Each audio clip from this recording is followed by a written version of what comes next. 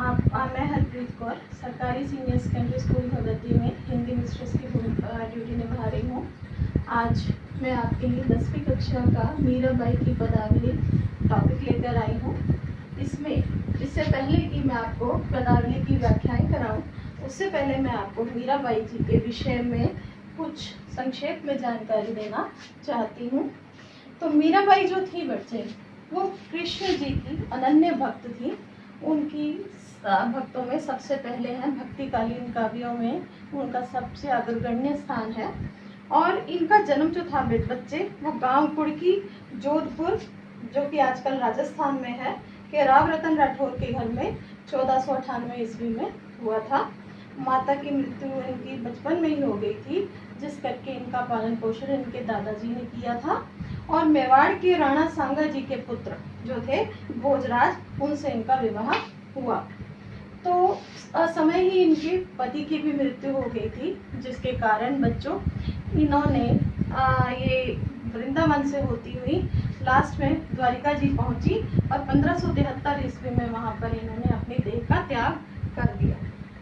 इनकी जो रचनाएं थी वो गीत गोविंद का टीका, राग गोविंद, राग सोरठा के पद, नरसिंह जी का मायरा और पदावली इनकी प्रमुख रचनाएं थी, जिसमें से जो पदावली थी वो इनका प्रामाणिक रचनाओं में से एक मानी जाती है।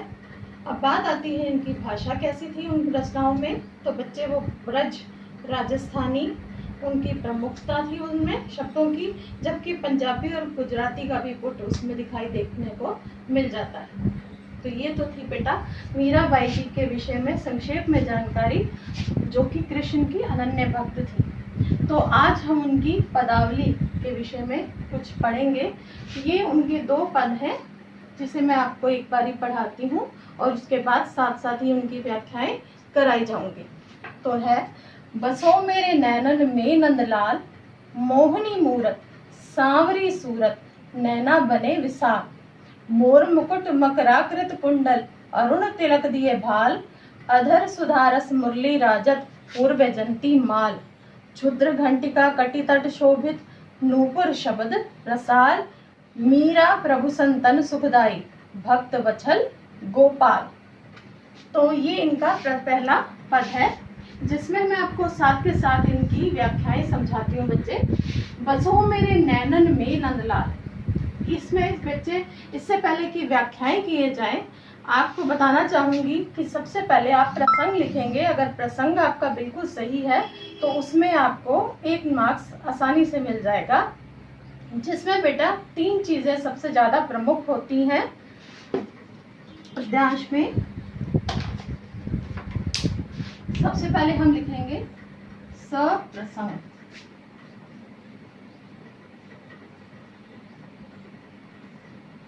इसमें 3 चीजें बच्चे सबसे ज्यादा प्रमुख हैं। पहले है किताब का नाम,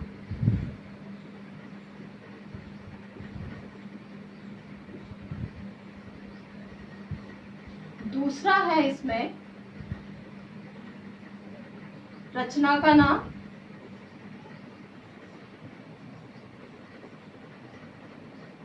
और तीसरा है बच्चे इसमें रचनाकार का नाम।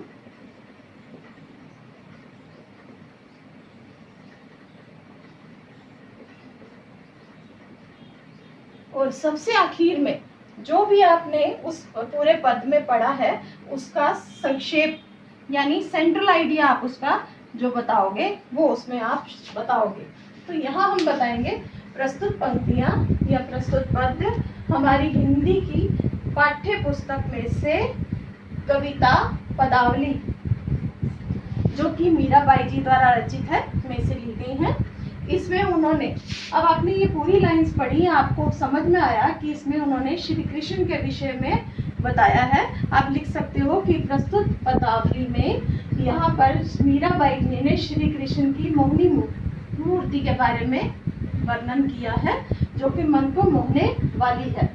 तो आओ अब हम इसकी व्याख्या की ओर चलते हैं। तो सबसे पहले है बसो मेरे नैनन में नंदलाल, कि हे श्री कृष्ण नंद के लाल। भाव श्री कृष्ण जो थे बेटा वो नंद बाबा के बेटे थे, तो इन्हें नंदलाल कहा जाता है। कि हे नंद के लाल श्री कृष्ण, आओ और मेरे नैनन मेरी आंखों में बसो बसो का भाव है निवास करो। कि हे नंद के लाल श्री कृष्ण आओ और मेरी आंखों में निवास करो। मोहिनी मूरत कि हे श्री कृष्ण आपकी जो मूरत है मन को मोहने वाली है, मोहिनी भाव मन को मोहने वाली सांवरी सूरत, और आपकी जो सूरत है वो बहुत ही सांवली है। नैना बने विशाल आपके जो नयन है भाव जो आंखें हैं बहुत विशाल भाव बड़ी बड़ी हैं। मोर मुकुट मकराकृत कुंडल आपने मोर के पंखों का मुकुट धारण किया हुआ है। मकराकृत कुंडल आपने अपने कानों में मकर के आकार के कुंडल पहने हुए हैं। अरुण तिलक दिए भाल, भाल मतलब होता है बेटा मस्तक, और अरुण का मतलब होता है लाल। अपने माथे पर आपने लाल रंग का टीका लगाया हुआ है या तिलक लगाया हुआ है। तो आशा करती हूँ ये 3 लाइनें आपको समझ में आ गई होंगी। तो आगे चलते हैं कि अधर सुधारस मुरली राजत पूर्व जंती माल। अधर भाव होठ, सुधारस यानी सुधा होती है बच्चे अमृत, अमृत रस से परिपूर्ण होठों पर मुरली यानी बांसुरी, राजत यानी शोभा पा रही है। कहने का भाव ये कि श्री कृष्ण जी के अमृत के समान होठों के ऊपर जो बांसुरी है वो बहुत ही सुंदर लग रही है। उर वैजंती माल, और उर होता है हृदय पर उन्होंने वैजंती के फूलों की माला पहनी हुई है। क्षुद्र घंटिका कटितट शोभित, क्षुद्र होती हैं बच्चे छोटी छोटी, घंटिका घंटियां, कटी होती है बेटा कमर, कटी तट शोभित, शोभित का मतलब है शोभा पा रही हैं। आपने देखा होगा छोटे से बच्चे की कमर पे आप छोटी छोटी तड़ाकी सी बांध देते हो जो कि उनको नजर से बचाने के लिए होती है। तो ये उसलिए है कि उन्होंने अपनी कमर पर छोटी छोटी घंटियां बांधी हुई हैं। नूपुर शब्द रसाल, नूपुर का भाव है बेटा पाजेब, उसके जो उन्होंने पैरों में जो पाजेब पहनी है उसके शब्द बहुत ही रसाल हैं। रसाल भाव रसीले लग रहे हैं, मन को अच्छे मधुर लगते हैं। मीरा प्रभु संतन सुखदाई, मीराबाई जी कहती हैं कि उनके प्रभु श्री कृष्ण जो हैं वो संतों को सुख देने वाले हैं। भक्त वत्सल गोपाल, भक्तों की वत्सल यानी रक्षा करने वाले गोपाल भाव श्री कृष्ण है। कहने का भाव यह है वो यहाँ पर बोलती हैं कि हे नंद के लाल श्री कृष्ण आकर मेरी आंखों में निवास करो। आपकी जो मूर्ति है वो मन को मोहने वाली है, आपकी सूरत सांवली है, आंखें बड़ी बड़ी हैं। मोर मुकुट, आपने सिर पर मोर के पंखों का मुकुट पहना हुआ है, कानों में मकर के आकार के कुंडल धारण किए हैं और मस्तक पर लाल रंग का तिलक आपने लगाया हुआ है। आपके अमृत के समान होठों के ऊपर मुरली जो है बांसुरी वो बहुत शोभा पाती है और आपके हृदय पर वैजंती के फूलों की माला है। क्षुद्र घंटिका कटिता शोभित, यहाँ पर वो बोलते हैं कि कमर पे आपने छोटे से बच्चे को जो वो घंटिका पहनाई जाती है आपकी तो कमर पर वो शोभा पा रही हैं। नूपुर शब्द रसाल, और पैरों में जो पाजेब है उसके शब्द बहुत ही रसीले महसूस होते हैं। मीराबाई जी यहाँ पर कहते हैं कि हे गोपाल, हे श्री कृष्ण, आप संतों को सुख देने वाले हैं और भक्तों की रक्षा करने वाले हैं। तो आशा करती हूँ कि आपको ये पहला पद आसानी से समझ में आ गया होगा। अब आते हैं हम अगले पद पर। तो ये है बेटा, मेरे तो गिरिधर गोपाल दूसरो न कोय, जाके सिर मोर मुकुट मेरो पति सोए। जैसे कि मैंने आपको बताया था कि इनका पालन पोषण इनके पिताजी ने किया था, दादाजी ने किया था। तो वो वैष्णव भक्त थे, इसीलिए उनकी रचनाओं में उनकी छवि दिखाई देती है। तो यहाँ पर वो श्री कृष्ण जी को इसी कारण बहुत ज़्यादा प्रेम करती थी। तो उन्होंने कहा है कि मेरे तो गिरिधर गोपाल, कि गिरिधर, गिरि का भाव होता है बेटा गोवर्धन पर्वत को धारण करने वाले श्री कृष्ण, कि मेरे तो सिर्फ गोवर्धन पर्वत को धारण करने वाले श्री कृष्ण ही हैं, दूसरों ना कोई, मेरा कोई और दूसरा कोई भी अपना नहीं है।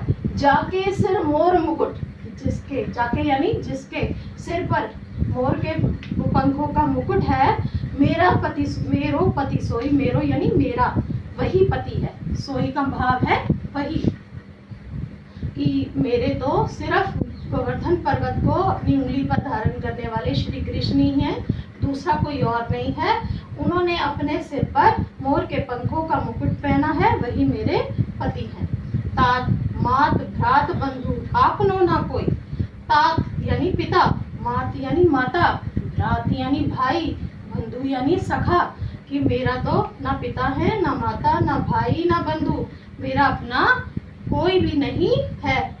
छाड़ गई कुल की कान। छाड़ यानी छोड़ देना, कुल बेटा होता है वंश, कान होता है मर्यादा, कि मैंने श्री कृष्ण जी के लिए अपने कुल की मर्यादा को, अपने वंश की मर्यादा को छाड़ दिया है, छोड़ दिया है। कहा करे कोई कुछ भी कहे, इसका मुझको कोई भी परवाह नहीं है। संतन दिख बैठ बैठ लोक लाज कोई। संतन यानी संतों के साथ, साधु संतों के साथ, दिख होता है साथ में, बैठकर मैंने अपने कुल की लोक लाज को छोड़ दिया है, खो दिया है। असुवन जल सींच सींच प्रेम बेल बोई।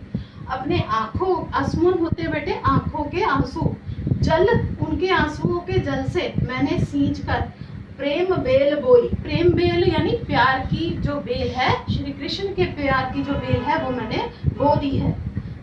अब तो बेल फैल गई, अब तो श्री कृष्ण के प्रेम की जो बेल है वो चारों तरफ फैल गई है। कहने का भाव, अब मैं पूरी तरह से उनको अर्पित हो चुकी हूँ। आनंद फल हुई, अब तो मुझे आनंद की का फल जो है वो प्राप्त हो रहा है। भक्त देख राजी भई। अब वो यहाँ आगे बताती हैं कि भक्तों को देखकर वो राजी होती हैं। राजी यानी खुश हो जाती हैं, भई होना। जगत देख रोई, लेकिन जगत को देखकर, संसार को देखकर वो रो देती हैं।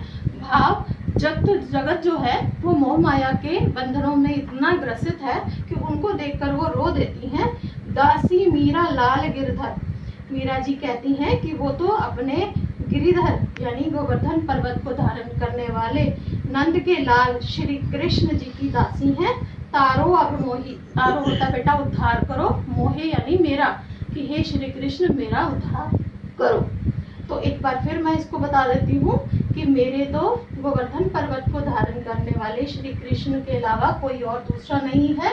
जिनके सिर पर मोर के पंखों का मुकुट है वही मेरे पति हैं। ना पिता, ना माता, ना भाई, ना बंधु, मेरा अपना और कोई भी नहीं है इस दुनिया में।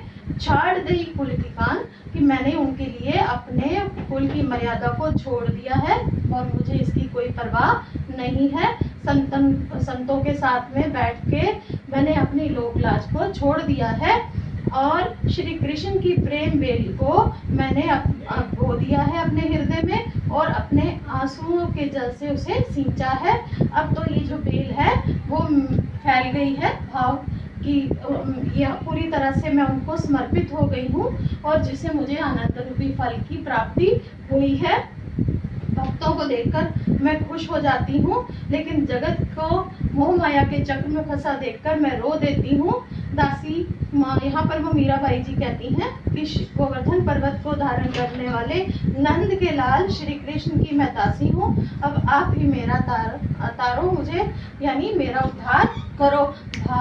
इससे पहले कि मैं आशा करती हूँ कि आपको ये अच्छी तरह से समझ में आ गई होगी। धन्यवाद।